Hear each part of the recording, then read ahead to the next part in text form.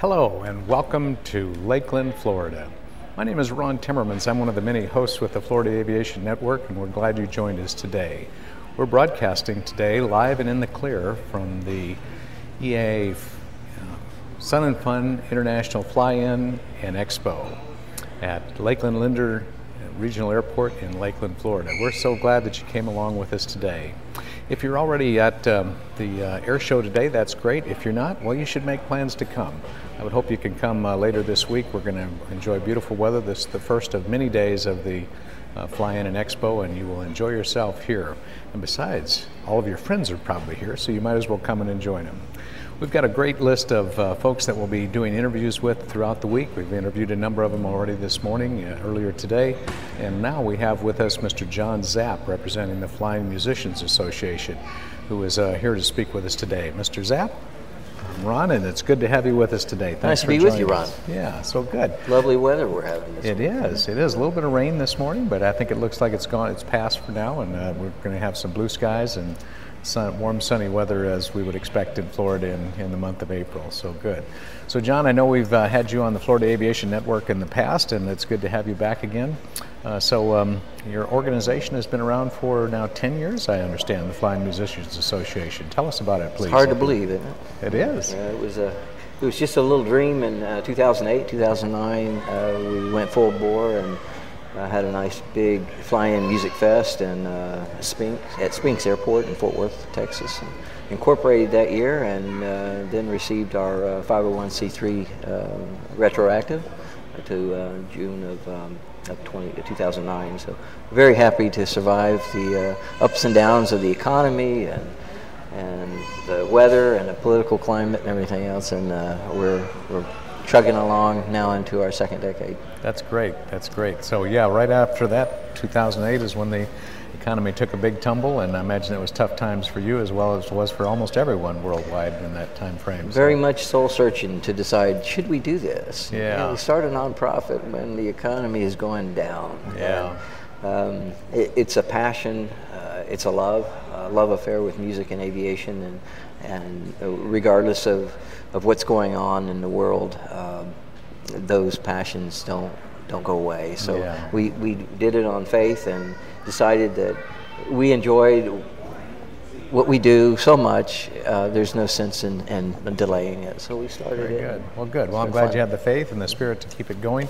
I heard you mention Spinks Airport, which is very close to what used to be my home airport, Fort Worth Meacham. I lived there for a number of years. Are you a Texas resident, or you just happened I was to start? there. I got there as soon as I could, and I was there about 15 years, and flew out of Hicksfield and Meacham, of course, and all the airports. I mean, you have to, if you fly in that area, you have to land at all of them. So I've landed at DFW several times for a career fair there, as well as Love and all the other ones. So it's a great aviation area. And again, that being in that environment was just invigorating. I'm sure it was. So John, knowing that you're a musician and a pilot begs the questions, what do you fly and what do you play? Well, like most pilots, I fly whatever I can get my hands on, but for the last several years I've been flying an RV-6A, and you've probably seen it. It's a green one, and it's very distinctive, and I've flown it to most of the events around the country, and at least from Oshkosh this way, eastward. I haven't been out west except for when I flew the old timeless Tri-Pacer, the AOPA restored. I flew it from Orlando to just west of Phoenix. One year. Stopped at Meacham and put the airplane in the Meacham, or the Air Museum there. Oh, did you? Yeah. And so it was a pretty neat trip.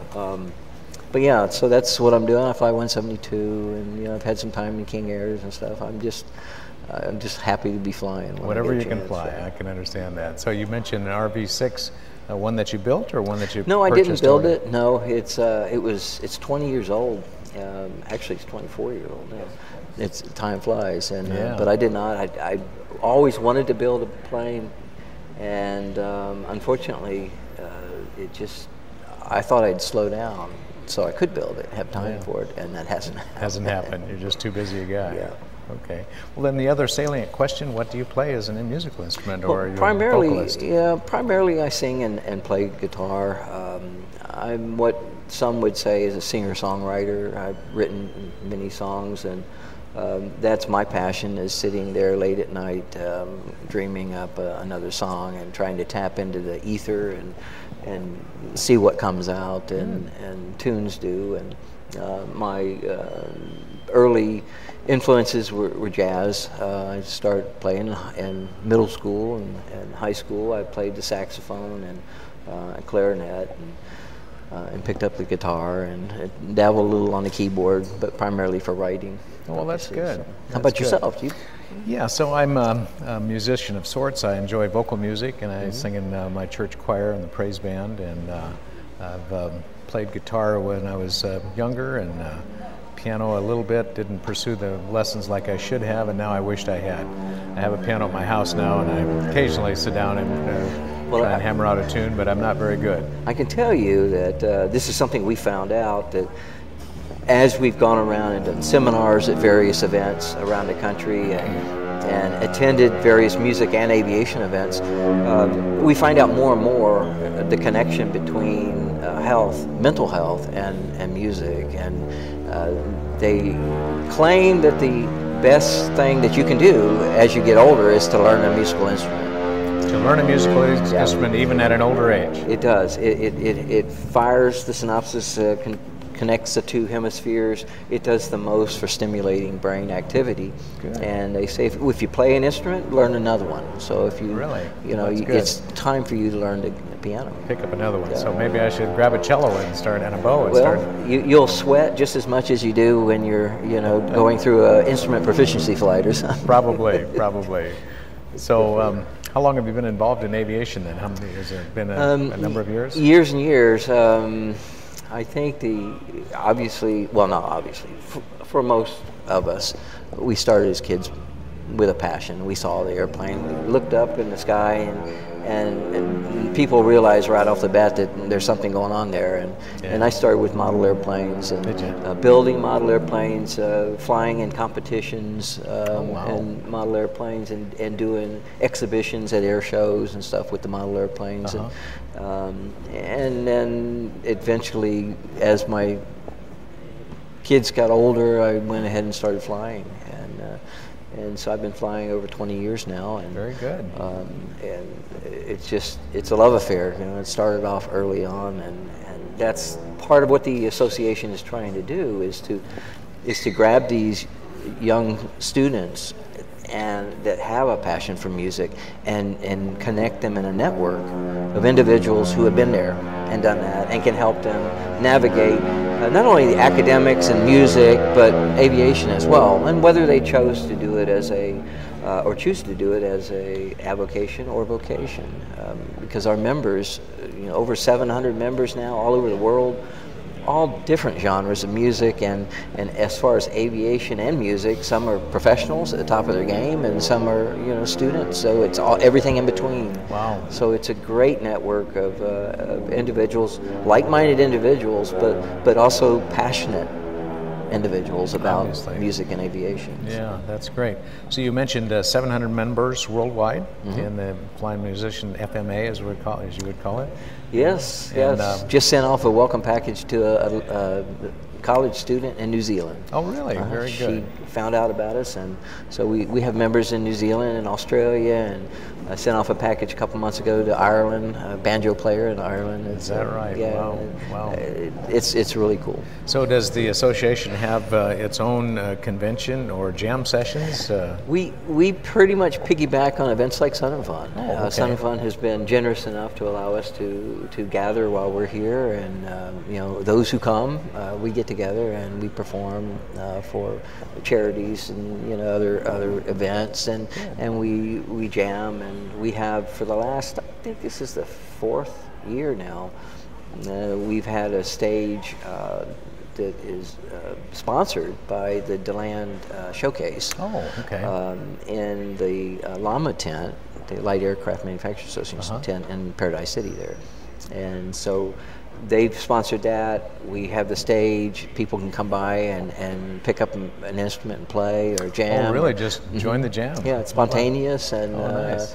And it's just a great way to connect with others. And people come in and sit down, take a load off and get out of the sun, and they can hear a little bit of music. Yeah. And I always try to relaxing.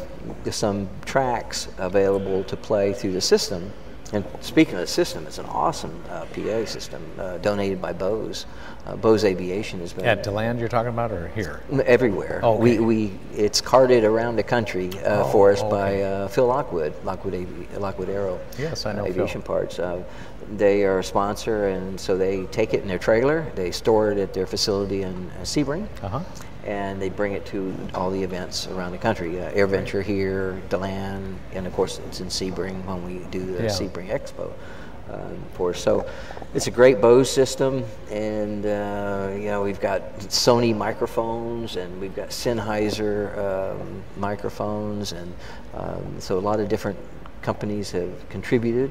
So premium equipment then, that's good. Yeah, it's really good. And some of it's cutting edge. I mean, the Bose L1s are pretty cutting edge. Some of the guys don't like them because they're used to the old system, and this is a new system that's engineered by sound engineers who know what they're doing. They'll get over it, right? But they will if they just bring their own. Yeah, well, that's okay too, I guess. So let me make sure I understand. Are you performing here, or someone of your group of performing here at Sun and Fun this week?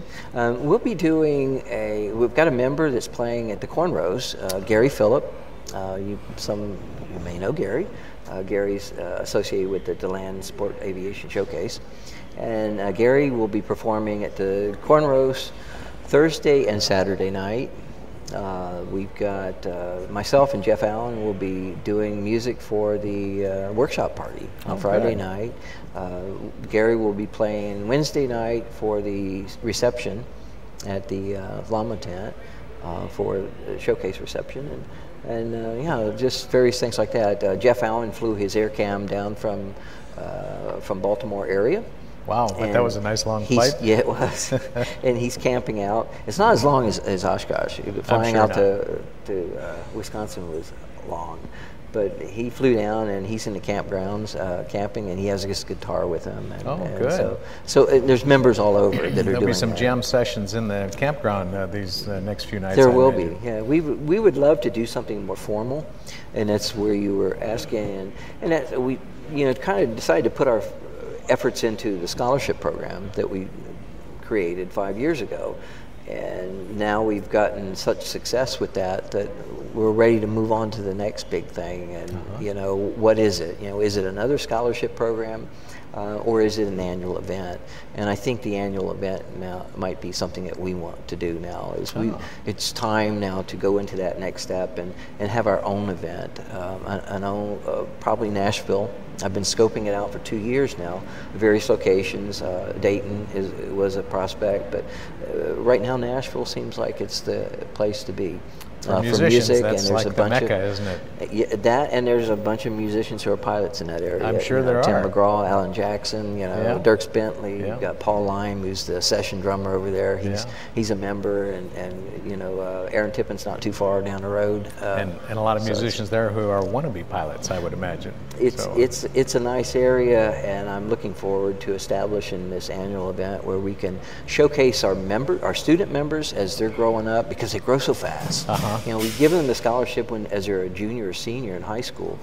Those who we target and focus on, and then before you know it, they're senior in college. And you followed them because we asked for input along the way for magazine articles or newsletters and so on. And it's just amazing to watch them. How fulfilling that must be to see them advance in both in their musical career as well as their aviation career. It really is, and if you're looking for a spectator sport, I'm going to tell you that is the best spectator sport, is to support a student and then watch them. Sit back and watch them as they take the ball and run with it. It's just so fulfilling. And I wish more people would get involved in that. And I personally, that's what keeps me going. When late at night when I'm updating the database or sending out emails or packaging up welcome things or whatever I'm doing. You're reflecting one of the success stories. It's always goes back to those kids that you know, they're now corporate pilots. They're now commercial airline pilots. You know, and I knew them when they were in high school. And we playing helped the trombone. them. Sure, and a lot of them are still playing. Yeah, so that's great. Really, that's great. It's a fantastic thing. I share that fulfillment, John. And being a flight instructor, one of my greatest joys as well is to see someone learn a new skill or refresh and refine an existing skill that they've had. And also of recent, I've been involved with Rusty pilot programs and seeing pilots who had given up on aviation for a few years or just put it on hold come back in and regain their skills and the joy of flying and the like. And so I imagine it's wonderful for you to follow those students like that. But John, I wanted to retrace just for a moment. We haven't yet talked about the scholarships, and I know that's an important part and a very major part of what you do in Flying Musicians Association. Tell us again about the scholarships, who they're targeted at, and what is available to students. Would love to, and I just more folks, more companies are getting on board every year. It's fantastic. These kids are junior and seniors in high school and music programs, or they're musicians, let's put it that way, student musicians. And so it doesn't matter if they're vocalists or instrumentalists. We target those, and we get them to get their music director to nominate them. And that way we hear from the music director as to what type of student this is. Not just academically, but are they there to help? Do they come early to help set up? I'm now off the air. Or do they stay late to help tear down? And are they mentoring young students as they come in? An important attribute, even in high school, to learn how to mentor, isn't it? We're looking for those citizens, those good citizens who are going to be future leaders, and we just take it from there with them, and we help them financially and with products and services up through solo, and learning to fly, and then they go on from there. And that's the unique part of it, is there have been now several private pilots that have come from that. Oh, wow. And we stay with them, so it's not just throwing money, it's actually following through. So two key words that I always like to use is follow up and follow through. Follow up and follow through, yes. And you stay engaged with us, and we'll stay engaged with you. I've got products that I can offer them. I've got services that I can help them with, and of course moral support. So the network is what's really the bottom line. And the financial contribution through the scholarship approach is what amount, or does it vary each year? It varies mostly dependent on where the student decides to take flying lessons from. Flight schools are okay with us, but if they have a personal friend or someone they know in the community who's a flight instructor, we'll support that too. Great. So how many we give out? We've given out 8 in 4 years. We're hoping to give out 8 scholarships in 4 years. And we're hoping to give out at least 2 more as the money comes in. So when we get donations in, and when we play music at a corporate event for donations, that money goes into the pot. And then I wait until May 1st is when we announce these scholarships, and I actually, at that point, decide how many we're going to give out. Because it's how much money. So it's not like I'm hoarding money. As soon as when I get it, then we can throw it in there. Issue it as scholarships. Well, that's great. I'm sure many deserving young men and women are enjoying the fruits of your labors, and those of the other members in the Flying Musicians Association, and benefiting from that, and eventually contributing to aviation, both as a musician and as an aviator, I'm sure, contributing to our society. Good citizens. Yes, indeed. Good citizens, good future leaders, and folks that you and I want to help and want to watch and see succeed. Very good.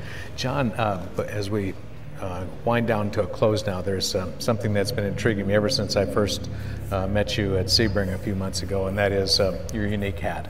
Is there a story behind your hat? I know it's distinctive for John Zapp, Is there a story behind there, or is it just what you like to wear today? No, I never wore hats, and I'm an avid tennis player, and I couldn't wear a hat when I play tennis, but I've always wanted to wear a hat. And every time I pick up a hat and put it on, I'm told, oh, that doesn't look good. So this hat, I found it, and I said, what about this? And they said, well, that's okay. So, it's okay. So that's my hat. Well, John, I'm glad you're here with your hat today, and thank you so much for sharing with us about Flying Musicians Association and the scholarships that you're making available for young people.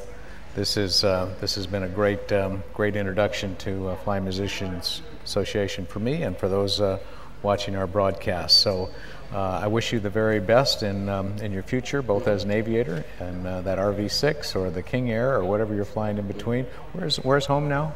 North Carolina. North Carolina. Lake Norman area, up in the foothills. Okay. And did you fly down here in a small plane? This year I did not. I always do, but this year I had too much stuff to bring, and the weather was iffy coming through North Florida, and I decided I have to be here. I understand. So this year I didn't, but I have done it, and I have come through weather that you wouldn't believe. I imagine. Well, you had to be here, and we're very glad you're here, and thank you so much for taking time and spending it with us here at the Florida Aviation Network in this interview. So that concludes this half-hour session with a very well-known musician and aviator, Mr. John Zapp, supporting the Flying Musicians Association. I'm Ron Timmermans, one of the hosts with the Florida Aviation Network. It's good to have you join us today. We've been broadcasting live and in the clear from the Sun and Fun International Fly-In and Expo, Lakeland, Florida. Please enjoy blue skies and tailwinds, and we will see you again real soon, I'm sure.